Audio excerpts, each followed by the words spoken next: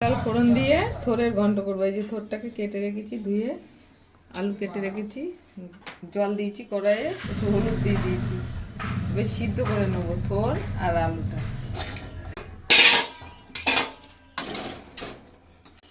সিদ্ধ হয়ে গেছে, এবার জল ঝরিয়ে নেবো। দিলাম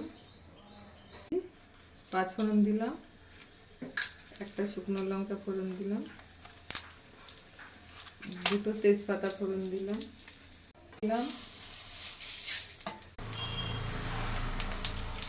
একটুখানি আদা দিলাম,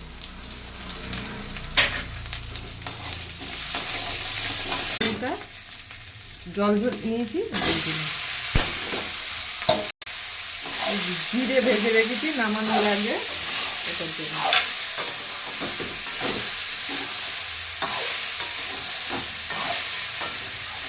লবণ দিলাম, একটু চিনি দিলাম,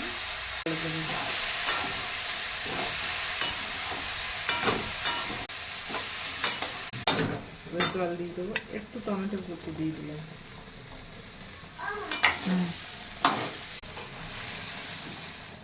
ঢাকা দিয়ে দেবো। রেখেছিলাম দিয়ে দিলাম,